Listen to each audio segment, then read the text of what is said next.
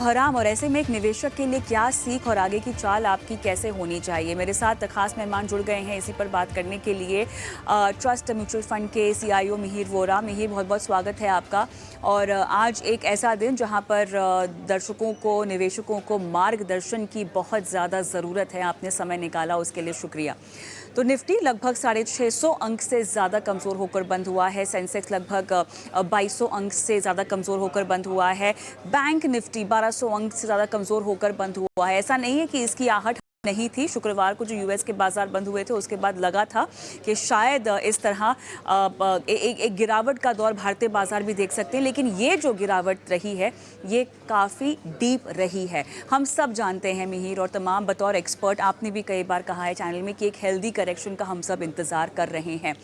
आज की इस गिरावट को क्या आप एक हेल्दी करेक्शन के तौर पर देखते हैं, जिस करेक्शन का भारतीय बाजार को बहुत लंबे समय से इंतज़ार था? क्योंकि हमारे घरेलू फ्रंट पे ऐसा कोई ट्रिगर नहीं है जो इतनी बड़ी गिरावट को जो है अंजाम दे।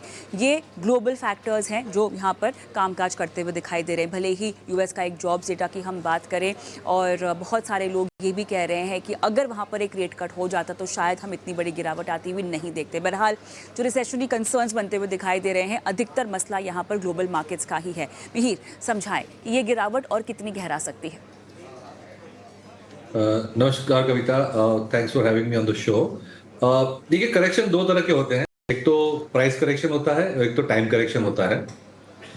हम तो प्रेफर तो टाइम करेक्शन करेंगे, लेकिन प्राइस करेक्शन अवॉइड तो नहीं कर पाएंगे।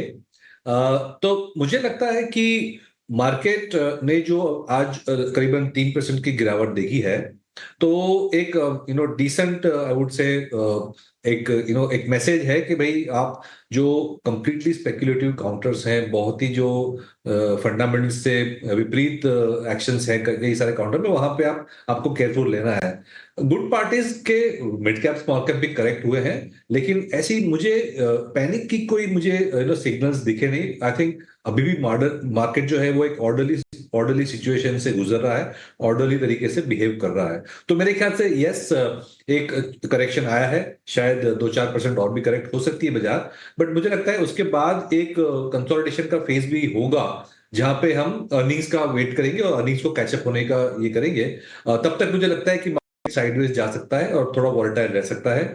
मुझे लगता है कि ग्लोबल फैक्टर्स, जैसे आपने कहा, वो ज्यादा इंपॉर्टेंट हो रहे हैं शॉर्ट टर्म में, लेकिन लॉन्ग टर्म में तो ऑफ कोर्स हमारे जो डोमेस्टिक फंडामेंटल्स हैं वही काम करेंगे मार्केट में।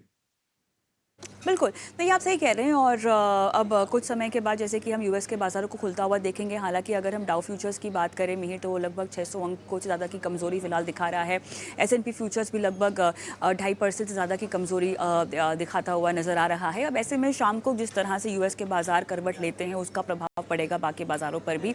लेकिन जैसा कि आपने कहा कि कई कंसोलिडेशन का फेज़ भी हम आता हुआ देखेंगे, तब तक हो सकता है कि साइडवेज जो है बाज़ार जाता हुआ दिखाई दे। लेकिन अब जो हमारे बाज़ारों में हम फ्रॉड को लेकर बात कर रहे थे मिहिर, जैसे कि हम बात कर रहे थे खासतौर से मिड कैप स्मॉल कैप्स की अगर हम बात करें, तो बहुत ज़्यादा अनरियलिस्टिक वैल्यूएशंस हो गए थे। क्या वो सब अब छंट चुका है? क्या हम ये कह सकते हैं इस तरह के करेक्शन के बाद? डिपेंड करता है कि अब कल किस तरह का सत्र होता है बाज़ार में, बहुत कुछ निर्भर करेगा।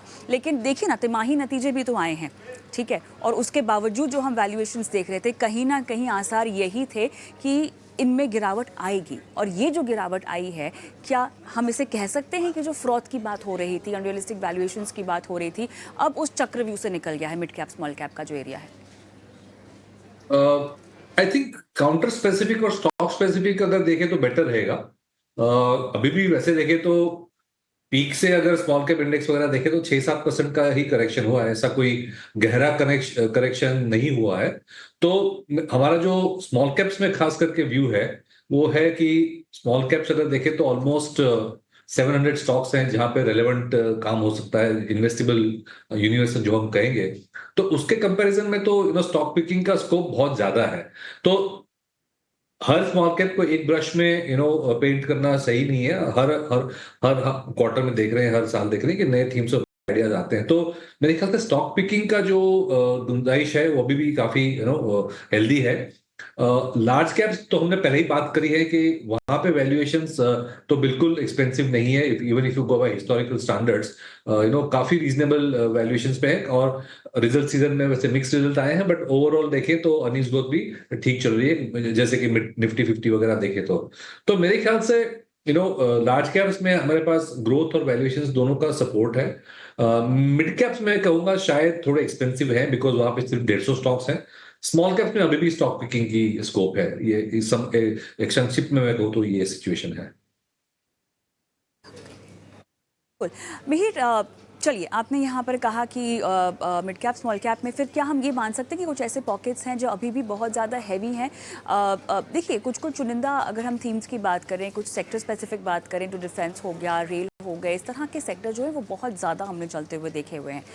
अब अगर आप कह रहे हैं कि थोड़ी सी और गुंजाइश है, तो स्पेसिफिकली किस तरह के काउंटर्स की हम बात कर रहे हैं, किस तरह के सेक्टर्स की हम बात कर रहे हैं जहाँ पर अभी भी फ्रॉड बहुत ज़्यादा है?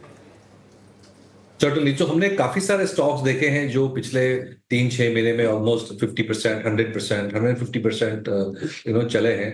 और काफी सारे स्टॉक्स ये भी वजह थी कि अगर हम लास्ट 4 मंथ्स देखें तो काफी सारे थीमेटिक फंड्स आ गए थे।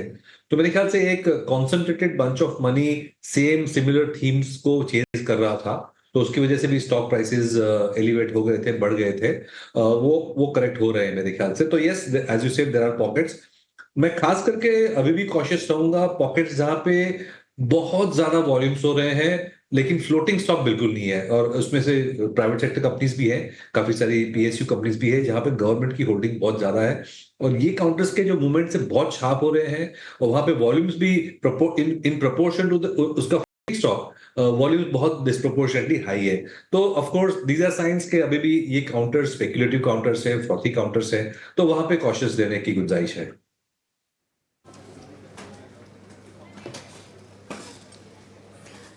मिहिर, ये बताइएगा अब, क्योंकि बहुत सारे एक्सपर्ट्स जो है सितंबर की टाइमलाइन के पहले की भी एक रेट कट की बात कर रहे हैं।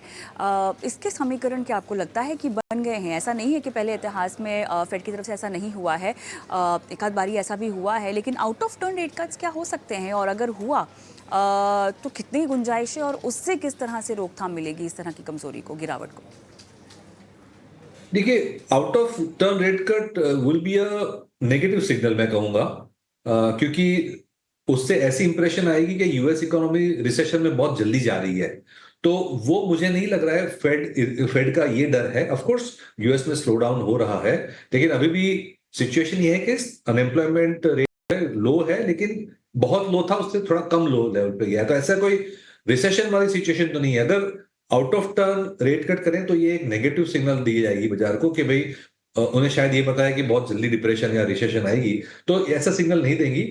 और दूसरी देखने की बात यह है कि जो येन कैरी ट्रेड है, जो जापानीज मार्केट में जो बहुत ज्यादा गिरावट आई है लास्ट पिछले 2 दिन में, उसको कंट्रोल करने के लिए फेड का क्या रोल है, ये भी तो एक डिग्री ऑफ सेपरेशन हो गई।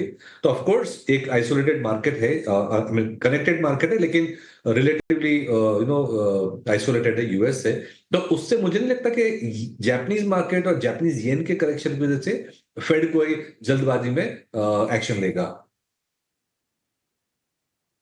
राइट मिहिर, अब सवाल यहाँ पर ये उठता है कि इस तरह के बाज़ार में थोड़ा सा और एक आध दिन का इंतज़ार करना चाहिए पैसे लगाने के लिए, क्योंकि देखिए, बतौर निवेशक अगर आप एक सिस्टमैटिक तरीके से निवेश कर रहे हैं तो इस तरह के बाज़ार में हो सकता है कि आपके पास मौका हो, क्योंकि आपके पास समय है, आप लंबे अंतराल के लिए रुकना चाहते हैं बाज़ार में। लेकिन जो फ़िलहाल नियर टर्म इन्वेस्टर्स हैं या ट्रेडर्स हैं या शॉर्ट टर्म हैं, उनके लिए किस तरह से बचने की ज़रूरत है? मिहिर, क्या आपको मेरी आवाज़ आ रही है? मिहिर, क्या आपको मेरी आवाज़ आ रही है? एक 5-10 सेकंड के लिए आपका आवाज रुक गया था। बिल्कुल, मैं अब निवेशकों और ट्रेडर्स के लिए रणनीति समझना चाह रही थी आपसे, शॉर्ट, मीडियम या लॉन्ग। मुझे ये बताइए, फ़िलहाल पैसे डालने से रुकना चाहिए, परहेज़ करनी चाहिए इस पर? देखिए, आपकी अगर प्री डिटरमिन्ड रिदम है एसआईपी या एसडब्ल्यूपी या एसटीपी की, वो उसको तो बिल्कुल डिसकंटिन्यू या चेंज पैटर्न में नहीं करना चाहिए। बात लमसम डालने की market timing, of course nobody is an expert in market timing, but मैं ये कहूंगा कि ये जो जापानीज येन वाला जो शॉक है, या तो फेडरल रिजर्व का जो एक्शंस है उसकी वजह से जो वॉलेटिलिटी आएगी, एक हम देख रहे हैं कि एक यूएस में भी स्लो डाउन की बात हो रही है, तो इसकी वजह से जो एक महीने पहले सिचुएशन थी उसके कंपैरिजन में काफी सारे ज्यादा मूविंग पार्ट्स हैं, तो अनसर्टेनिटी डेफिनेटली बढ़ गई है। तो मैं ये नहीं कहूंगा कि हर 2% या 3% के करेक्शन में आप सारा पैसा डाल दीजिए। अगर आपको टाइमिंग भी करना है तो एक स्टैगर्ड तरीके से करना चाहिए, time wise also and level wise also, क्योंकि जब ऐसी सिचुएशन चेंज होती है, क्योंकि हमने ऑलमोस्ट 4-5 साल की कंटिन्यूअस तेजी देखी है, जहां पे इंडियन इकोनॉमी इंडियन मार्केट्स में अच्छा कर रही थी, यूएस इकोनॉमी यूएस मार्केट्स में अच्छा कर रही थी, और अब हम देख रहे हैं कि जो फेडरल रिजर्व है अपना जो बिल्कुल लूज रवैया था उसको टाइट किया, इंटरेस्ट हाइक किए, उसकी वजह से यूएस में स्लो डाउन शुरू है।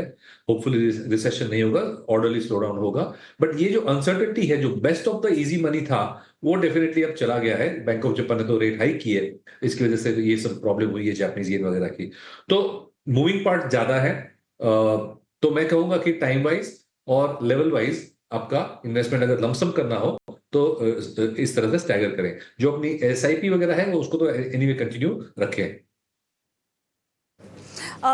भैया, कल बाजार खुलने पर आपकी नज़र कहाँ कहाँ पर रहने वाली है? ऑब्वियसली आज शाम की डेवलपमेंट जो कि हमें यूएस के बाज़ारों से मिलती हुई दिखाई देगी, उस पर तो सभी की नज़र बनी हुई है, लेकिन कल बाजार खुलते ही आप कोई रणनीति बनाएं, कोई खरीदारी करें, उससे पहले क्या कुछ देखना चाहेंगे? किस सेक्टर स्पेसिफिक या स्टॉक स्पेसिफिक प्ले को आप जो है ध्यान में रखेंगे कल बाजार खुलते ही? देखिए, आज तो मैं कहूंगा कि काफी सारे सेक्टर्स में हमने गिरावट देखी। एक दो सेक्टर्स ही थे जैसे कि एफएमसीजी जहां पे इतनी गिरावट नहीं, तो मेरे ख्याल से जो सेक्टर्स हमें अच्छे लगते थे ग्रोथ वाइज, वो तो आई थिंक और अट्रैक्टिव हो ही गए हैं। तो आई डोंट थिंक कि हमारी कोई जो बेसिक थीसिस थी वो कोई हम चेंज करेंगे। जैसे हमने पहले भी डिस्कस किया है, हमारा व्यू ये है कि लोकल इंडियन इकोनॉमी जो है वो ग्लोबल इकोनॉमी से ज्यादा बेटर करेगी continuously for the next few years. तो ये स्टोरी मेरे ख्याल से अभी भी बरकरार है, और उसमें भी उसकी बाय दैट लॉजिक हमारे जो डोमेस्टिक सेक्टर्स हैं जैसे कि कंज्यूमर डिस्क्रेशनरी, इंडस्ट्रियल्स वाले जो सेक्टर हैं, जो फिनेंशियल्स वगैरह में सेक्टर है, वो डेफिनेटली हम ज्यादा प्रीफर करते हैं कंपेयर टू आईटी और any other export link sector. तो आई थिंक ये ब्रॉड थीसिस रहेगा। हमारा जो स्टाइल है वो ग्रोथ एंड रीजनेबल वैल्यूएशंस वाला स्टाइल है, तो हमें बेसिकली अच्छी ग्रोथ वाली कंपनी अच्छे वैल्यूएशन पे मिलती है तो हम लेते हैं। एफएमसीजी फॉर एग्जांपल जो आज अच्छा था सेक्टर, वो हम देखते हैं कि स्टेडी सेक्टर है लेकिन हाई ग्रोथ नहीं है। काफी सारी जो कंपनीज है बड़ी बड़ी, उसमें वॉल्यूम ग्रोथ सिंगल डिजिट में आ रहा है, और ये सैचुरेशन की सिचुएशन है। तो इंस्पाइट ऑफ शॉर्ट टर्म में शायद आउट परफॉर्म करे गिरावट के माहौल में, हम अभी भी जो हमारे जो सिक्लिकल सेक्टर्स हैं डोमेस्टिक ग्रोथ के साथ जो बढ़ेंगे उस तरह के सेक्टर्स प्रेफर करते रहेंगे। चलिए मिहिर, मेरे ख्याल से डेवलपिंग कहानी है आज के बाज़ार के सत्र की, और ऐसे में फ़िलहाल आपने समय निकाला और मार्गदर्शन दिया। दर्शकों को शुक्रिया, फिर आपसे बात होगी और एक बार फिर से बाज़ार पे रणनीति जो है दर्शकों के लिए मांगी जाएगी। फ़िलहाल बहुत बहुत धन्यवाद आपका। Thank you. चलिए, तो बाज़ार की गिरावट और आने वाली चाल में आपकी रणनीति पर तो हमने बातचीत कर ली है, और निवेश पर हम आगे भी बात करेंगे हमारे बाकी सेगमेंट्स में, लेकिन फ़िलहाल एक ब्रेक लेते हैं, और ब्रेक के उस पार हम यूलिप में कैसे आपके पास निवेश के मौके जो हैं वो बढ़ते जा रहे हैं। मौके पहले भी थे निवेश के, लेकिन अब किस तरह से नए मौके पैदा हो रहे हैं, खासतौर से तुरंत मौके जो पैदा हो रहे हैं, उन्हें कैसे आपको देखना चाहिए। बहुत सारे ऐसे लोग हैं जो यूलिप में पैसे लगाते हैं, और कोई टैक्स बचाने के लिए लगाता है, तो कोई किसी को लगता है कि इंश्योरेंस इन्वेस्टमेंट दोनों आपको एक ही प्रोडक्ट में मिल रहा है। लेकिन इस तरह का निवेश क्या आपके लिए सही है, या एक इन्वेस्टमेंट पोर्टफोलियो अलग से बनाकर रखना आपके लिए सही होगा? इस पर विस्तार से बातचीत करेंगे हमारे एक्सपर्ट से इस ब्रेक के बाद।